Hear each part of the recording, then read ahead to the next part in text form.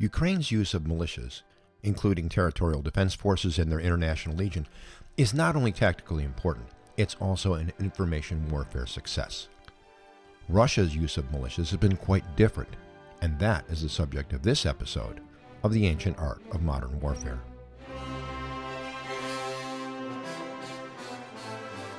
Welcome to The Ancient Art of Modern Warfare. I'm Chris Mayer, retired U.S. Cavalry Colonel and former instructor for the U.S. Army's Command and General Staff College and adjunct faculty for the U.S. Naval War College.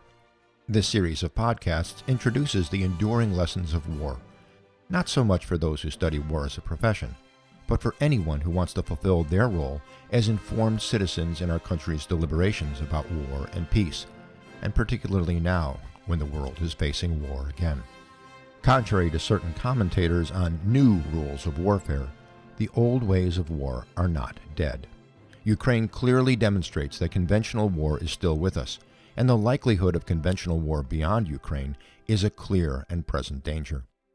Similarly, the will and spirit of the Ukrainian people demonstrate that hearts and minds do matter, and that, as Napoleon, Clausewitz, Lincoln, and Churchill noted, the will and spirit can overcome significant disadvantages in numbers alone. The international order is still built on nation-states, and finally the laws and customs of war are still relevant and affect all elements of national power. Other factors listed as new rules are actually enduring features of war. They are present in Ukraine as they have been in so-called conventional war since societies began organized violence. These include the presence of mercenaries, insurgent warfare, and the importance of fighting to secure a lasting peace, and how easy it is to miss that objective.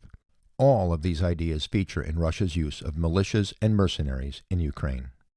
I'm going to start by apologizing that these recent podcasts have run longer than I would like. This one is going to be no exception. The Russian use of irregular military forces is like one of those Russian dolls, with another doll inside of it and so on. It is complex and at times seems to defy logic. I will try to cover this as simply as possible without oversimplifying, and some people will think that this will be too simple, while others will think it's too complex. But here goes. To set the stage, I'll repeat the purpose of the laws and customs of war, which I introduced in the last episode. The purpose of the law of war is to protect combatants, non-combatants, and civilians from unnecessary suffering, to provide certain fundamental protections for persons who fall into the hands of the enemy, whether they are civilians or military, to assist military commanders in ensuring the disciplined and efficient use of military force, and to preserve the professionalism and humanity of combatants, facilitating the restoration of peace. That last element is the overarching purpose. In short, the rational and disciplined use of military force to bring about a just and lasting peace. Even 2 centuries ago, Clausewitz noted that wanton destruction and terrorization of the civilian population is not an efficient use of military power, and it will create long-lasting hatreds that will certainly bring about future conflict. The last episode described how Ukraine is trying to use militias in a way that is consistent with the intents and purposes of the law of war. Ukraine isn't perfect, no one is, but they're trying to do the right thing. Ukraine's prosecutor general announced the formation of teams to investigate claims of war crimes and other violations of the law of war, not only looking at claims against Russia, but also looking at allegations of misconduct by their own military. She promised that credible allegations will be dealt with by military tribunals and other courts. Russia, however, seems to have a different attitude. To see how that attitude is different, I'll discuss these pro-Russian irregular forces according to the qualifications to be a legitimate belligerent under the laws and customs of war. I described these in the presentation of Ukrainian militias, so I'll only repeat the main points here. These are to be commanded by a person responsible for his or her subordinates, to have a fixed distinctive emblem recognizable at a distance, to carry arms openly, and to conduct their operations in accordance with the laws and customs of war. Russian use of militias and mercenaries fall into several categories, each problematic regarding the law of war and securing a just and lasting peace. Pro-Russian fighters include the militias of the so-called Donetsk and Luhansk People's Republics, international volunteers, and mercenaries and quasi-mercenary organizations such as the general grouping popularly known as the Wagner Group. The two statelets set up by Moscow in 2014 each have their own militaries made up of various militias established under Russian sponsorship. These were intended to appear as a spontaneous support of an independence movement in eastern Ukraine. However, Russia both overestimated local sentiment in favor of Russia and underestimated Ukraine's determination to resist. Russia was also surprised that many ethnic Russian and Russian speakers in eastern Ukraine were unenthusiastic about the separatist movement. This required Russia to more overtly support the separatists, to keep them from being defeated by the Ukrainian armed forces and their militias in the Donbas region. Since 2016, when the regions around Donetsk and Luhansk became relatively stable, Russian forces used these pro-Russian militias as an economy of force, keeping Russian troops out of sight but ready to intervene. The separatist militias went under reorganization, some becoming smaller, some larger, some being completely absorbed by other units, and most, but not all, coming under the overall command of the Donetsk or Luhansk military structure. In Donetsk, their armed forces are supposed to exist as a single entity, operating as a corps under the Russian 8th Combined Arms Army. The reality is somewhat different. Donetsk operates with over a dozen independent militia formations. These include units of company to brigade designations known as the Republican Guard, Diesel, Berkut, Oplot, Vostok, the Russian Orthodox Army, which is also active in the Luhansk People's Republic, Sparta, Somalia, and Variag. Variag is the Slavic name for Vikings and was also the name of a World War II SS unit made up of ethnic Russians. Some of these units operate as independent formations, some as companies within other Donetsk military units. The rest of the Donetsk military consists of more traditionally numbered functional companies and battalions. The Luhansk People's Militia includes numbered motorized rifle brigades and so-called separate units, such as the Cossack Guard, which is a Russian ethnic Orthodox extremist group, and the Pryzrak, or Ghost Battalion. Unlike Ukraine's militia units, separatist militias are not all light infantry. Many of them are equipped with tanks, armored personnel carriers, and artillery, all supplied by Moscow. Since 2014, Russian-sponsored forces include foreign fighters from other former Soviet states and individual volunteers from Europe and beyond.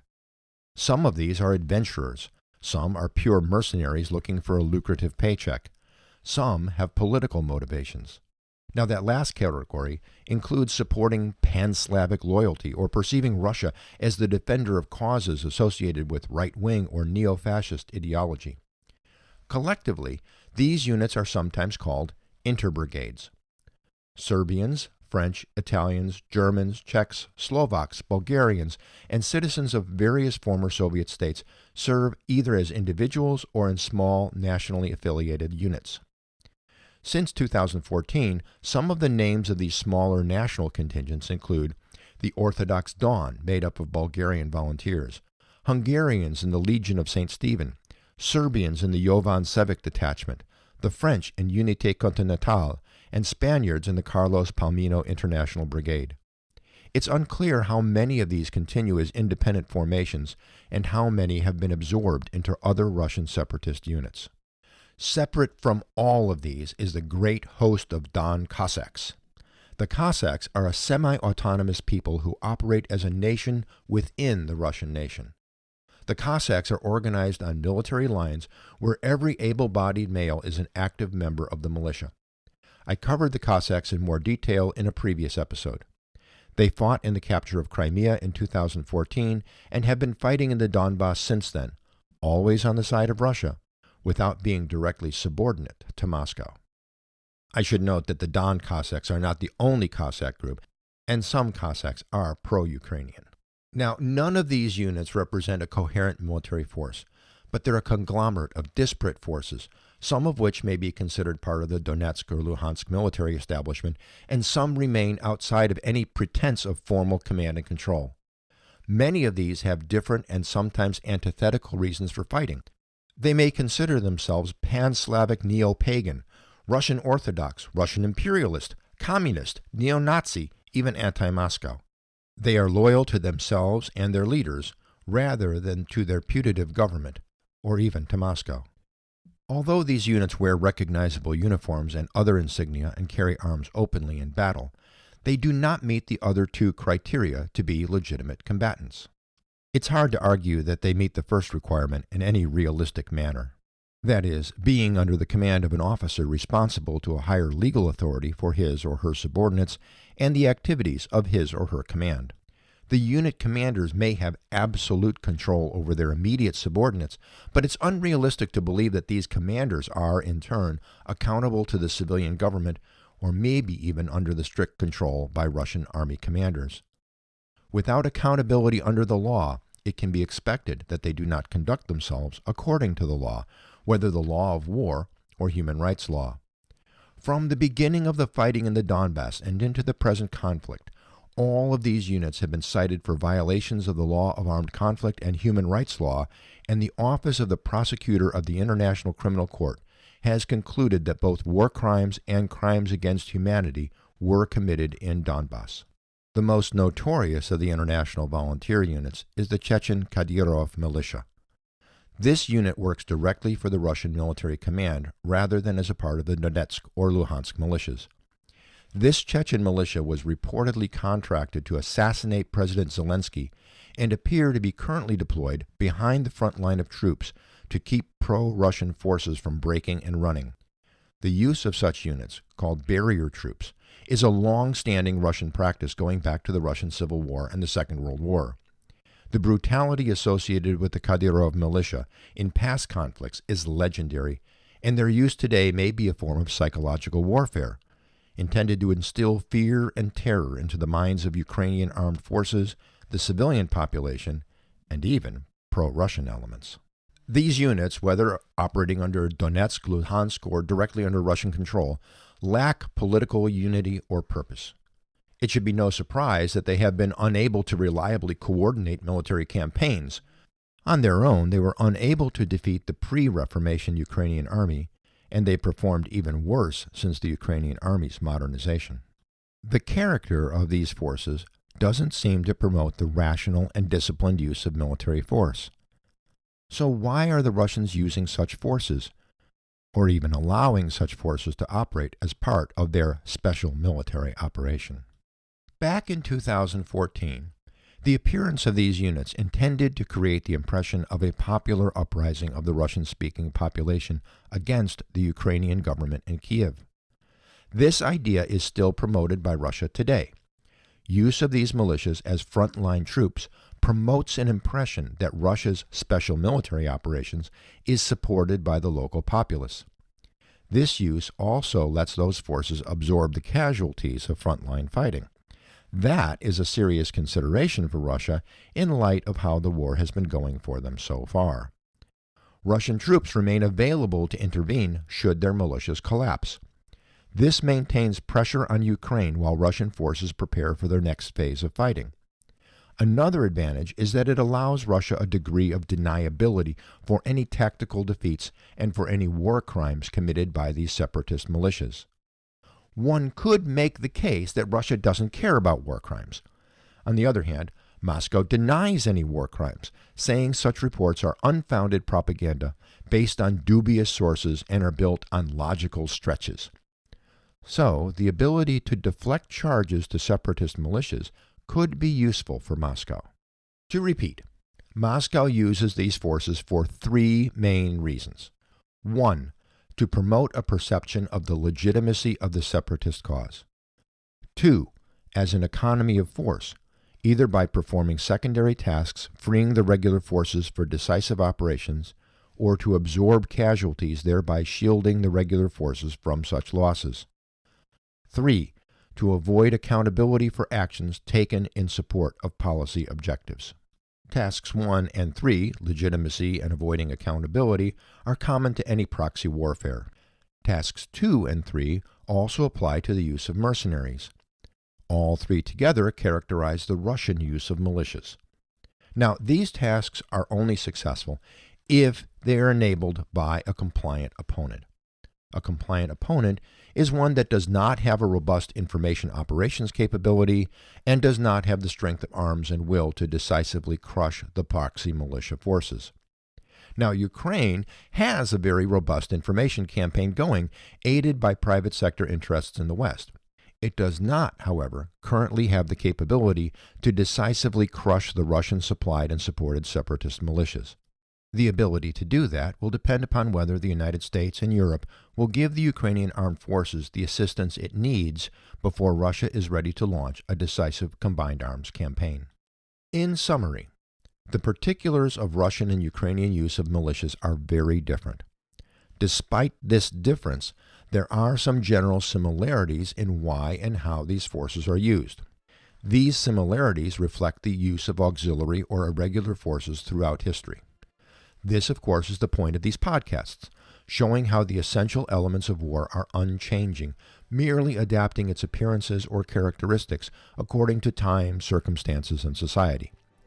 Militias and auxiliaries have been an essential component of the military element of national power throughout history.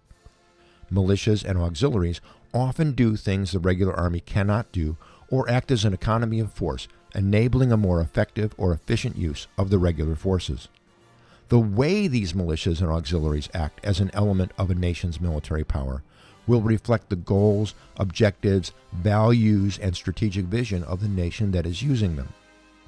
The danger is that forces that do not fulfill the criteria of a legitimate belligerent under the law of war undermines the disciplined and efficient use of military force and threatens the restoration of a just and lasting peace. The most notorious of all of these irregular forces are the Russian quasi-mercenary organizations, sometimes collectively known as the Wagner Group.